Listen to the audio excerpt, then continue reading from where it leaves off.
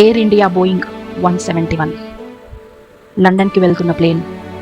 ఈ ప్లేన్ గురించి మనం వింటూనే ఎంత గూగుల్ పెడుతున్నాం కదా, ఎంత భయపడుతున్నాం కదా. ఎంతోమంది ప్యాసింజర్స్ స్టార్ట్ అయ్యారు లండన్కి వెళ్ళడానికి. ప్లేన్ టేక్ ఆఫ్ చేసిన 2 minutesకే ప్లేన్ క్రాష్ అయిపడుతుంది. ఎంత దుఃఖం, ఎంత వేదన, కోల్పోయిన లైఫ్స్ ఎన్నో, కోల్పోయిన హోప్స్ ఎన్నో, వాళ్ళ కుటుంబాలకు ఎంతో వేదన, ఎంతో దుఃఖం. దీనివల్ల మనం ఏం నేర్చుకుంటున్నాం? మన జీవితం ఈ పాటిదే, మన జీవితం గడ్డి లాంటిదే. దేవుడు లేనంత వరకు మన జీవితం వ్యర్థమే. ఎప్పుడేమవుతుందో నీకు నాకు తెలియదు. నువ్వు కాల్ బయట పెట్టినప్పుడు ఇంటికి వెళ్తావో, నీ ప్లేస్కి సేఫ్కి వెళ్తావో నీకు నాకు తెలియదు. ఎన్నో హోప్స్తో ఆ ప్యాసింజర్స్ వెళ్ళారు లండన్కి వెళ్తున్నాం మన ఆశతో. చాలామంది ఇండియన్స్ ఉన్నారు, చాలామంది బ్రిటిషర్స్ ఉన్నారు. వాళ్ళ హోప్ 2 minutesలో చెల్లా చెదరైపోయింది. కాబట్టి ఎల్లప్పుడూ కూడా ఆ దేవుడు మనల్ని ఎప్పుడు పిలుచుకుంటాడో మనకు తెలియదు, ఆయన చిత్తం ఏముందో మనకు తెలియదు. కాబట్టి ఎల్లప్పుడూ కూడా ప్రతి నిమిషం, ప్రతి సెకండ్ నేను రేపు చేస్తాలే, రేపు దేవుని సన్నిధిలో మోకరిస్తాలే, రేపు దేవుని వైపు తిరుగుతాలే అన్నావు అనుకుంటున్నావేమో. నీ జీవితం ఇట్టే. ఆ హోపుతో ఈరోజే రక్షణ దినం, నేడే రక్షణ దినం అని హోపుతో ఈరోజు బైబిల్ పాఠాన్ని స్టార్ట్ చేద్దాం. Reading the Bible with me day 14ని స్టార్ట్ చేద్దాం. నాతో పాటు సామ్స్ 14 chapter చదువుతారా? దేవుడు లేడని బుద్ధిహీనులు తమ హృదయంలో అనుకుందురు. వారు చెడిపోయిన వారు అసహ్య కార్యములు చేయుదురు. మేలు చేయు వాడు ఒక్కడునూ లేడు. వివేకము కలిగి దేవుని వెతుకువారు కలరేమో అని యెహోవా ఆకాశము నుండి చూచి నరులను పరిశీలించెను. వారందరూ దారి తొలగి బొత్తిగా చెడి ఉన్నారు. మేలు చేయు వారు ఎవరునూ లేరు, ఒక్కడైనను లేడు. యెహోవాకు ప్రార్థన చేయగా ఆహారం రింగునట్టు నా ప్రజలను రింగును. పాపము చేయు వారికి అందరికీ తెలివి లేదా? పాపము చేయవారు బహుగా భయపడుదురు. ఎందుకనగా దేవుడు నీతిమంతుల సంతానము పక్షముననున్నాడు. బాధపడు వారి ఆలోచన మీరు తృణీకరించుదురు. ఆయనను యెహోవా వారికి ఆశ్రమై ఉన్నాడు. సియోనులో నుండి ఇశ్రాయేలునకు రక్షణ కలుగును గాక. యెహోవా చెరలోని తన ప్రజలను రప్పించినప్పుడు యాకోబు హర్షించు, ఇశ్రాయేలు సంతోషించు. ఈ చాప్టర్లో మనము 3 విషయాలు నేర్చుకుందాం. ఒకటి, అవివేకము ప్లస్ అవిధేయత ఈక్వల్ టు అసహ్యం. మరి ఒకసారి చెప్దామా? అవివేకము, అవిధేయత ఈక్వల్ టు అసహ్యం. కాబట్టి అవివేకము ఉన్నప్పుడు, మనము దేవుని మాట విననప్పుడు దేవుడికి అసహ్యులుగా మారుతాం. అదే ఈ చాప్టర్లో చెప్తున్నాడు. మొదటి వచనాల్లో ఏమని చెప్తున్నాడు దావీదు? దేవుడు లేడని బుద్ధిహీనులు తన హృదయంలో అనుకొందురంట.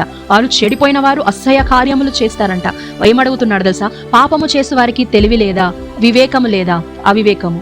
తర్వాత పాపము చేయ వారందరికీ బహుగా భయపడురు. ఎందుకనగా లాస్ట్కి చివరి వచనాల్లో చెప్తున్నాడు, ఎందుకనగా దేవుడు నీతిమంతుల సంతాన పక్షముగా ఉన్నాడు. బాధపడు వారి ఆలోచనను మీరు తృణీకరించుదురు. ఆయనను యెహోవా వారికి ఆశ్రయమై ఉన్నాడు.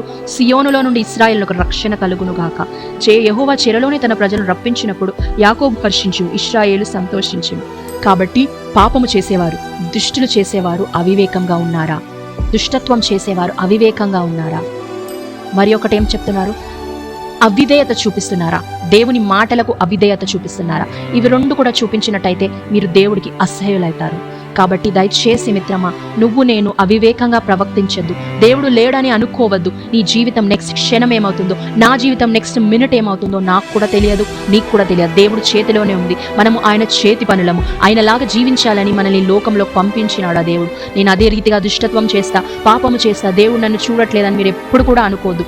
ఒక్కరు ఇన్నోసెంట్ పర్సన్ మీద నువ్వు నిందేసినావా? ఒక ఇన్నోసెంట్ పర్సన్ మీద నువ్వు వీడు చెడువాడని అందరికీ చెప్పినావా?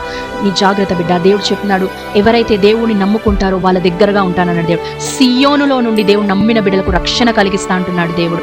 ఎంత గొప్ప దేవుడు, ఎంత గొప్ప భాగ్యం నీకు నాకు ఉంది కదా. కాబట్టి జాగ్రత్తగా మన జీవితాలను మనం సరి చేసుకుందాం, జాగ్రత్తగా మనం ఉందాము. ఎందుకంటే నెక్స్ట్ క్షణం ఏమవుతుందో నీకు నాకు తెలియదు బిడ్డ. చాలా మంది వాళ్ళ లైఫ్స్ మొన్న దినంలో కోల్పోయారు. వాళ్ళు అనుకోలేదు కావచ్చు, వాళ్ళు ఊహించలేదు కావచ్చు. వాళ్ళ హోప్స్ అన్ని చెల్లా చెదురైపోయినాయి. వాళ్ళ కుటుంబాల హోప్స్ అన్ని ఎంతో చెల్లా చెదురైపోయినాయి. ఎంత ఏడ్చి ఉన్నారేమో వాళ్ళ కుటుంబం ఎంత ఏడ్చి ఉందేమో కదా. మరి నువ్వు నేను ఏ రీతిగా ఉన్నాం? మన జీవితాలు కరెక్ట్గా ఉన్నాయా? దేవుడి సన్నిధిలో మన జీవితాలు కరెక్ట్గా ఉన్నాయా? ఆ దేవుని ఎదుర్కోనికి నువ్వు నేను మరి సిద్ధంగా ఉన్నారా? ఈ చాప్టర్లో అదే చెబుతుంది. దుష్టత్వం చేయకూడదు, అవివేకంగా ప్రవర్తించకూడదు. నీ జ్ఞానం తక్కువగా ఉందా? యెహోవా అని అడుగు, తప్పకుండా నీ జ్ఞానం ఇస్తాడు. అవిధేయత చూపించదు. ఆ యెహోవాకు నువ్వు అవిధేయత చూపిస్తావా? నీ అవిధేయత చూపిస్తే నీ జీవితం అయిపోతుంది. ఇవి 2 చేస్తే దేవుడికి అసహ్యకరాలుగా మారుతారు. దేవుడికి అసహ్యకరాలుగా మారినప్పుడు మనం ఆ పరలోకమందు చేరలేం బిడ్డ. మనం చనిపోయి ఎక్కడ పోతామో మనకు తెలియదు. చివరిగా జ్ఞాపకం చేస్తున్నాడు ఏంటి తెలుసా దేవుడు, నీతిమంతుల పక్షమున, నీతిమంతుల సంతానం పక్షమున కూడా నేను ఉంటానని దేవుడు చెప్తున్నాడు. నీ పక్షాన, నువ్వు నీతిమంతుడు అయితే నీ పక్షాన దేవుడు ఉంటాడు, నీ పిల్లల పక్షాన దేవుడు ఉంటాడు, నీ కుటుంబ పక్షాన దేవుడు ఉంటాడు. మరి నువ్వు సిద్ధంగా ఉన్నావా? ఆ దేవుడికి నిన్ను నువ్వు జీవితాన్ని సమర్పించుకోవడానికి సిద్ధంగా ఉన్నావా? ఒకసారి కళ్ళు మూసుకున్నట్టయితే మనం ప్రార్థిస్తాం. అవును యేసయ్య, నాయన మేము ఇంతవరకు అవివేకంగా ప్రవర్తించినామేమో యేసయ్య, నీ మాటలకు అవిధేయత చూపించాయా, నీకు అసహ్యకరులుగా మారినామేమో తండ్రి. అయా మమ్మల్ని క్షమించండి యేసయ్య. నువ్వే మా ధైర్యము, మా కొండ కోట ఆశ్రయము తండ్రి యేసయ్య. నాయన దేవా, నీలాగా మేము జీవించే కృపను అనుగ్రహించండి.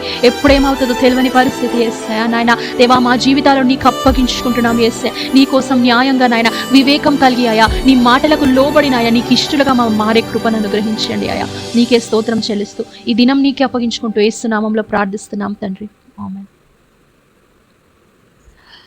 ఈ కార్యక్రమం ద్వారా మీరందరూ కూడా ఆశీర్వదింపబడుతున్నారు, దేవుడి వాక్యంలో బలపడుతున్నారు, రోజు కూడా దేవుడి వాక్యం చదువుతున్నారు అని నేను నమ్ముచున్నాను.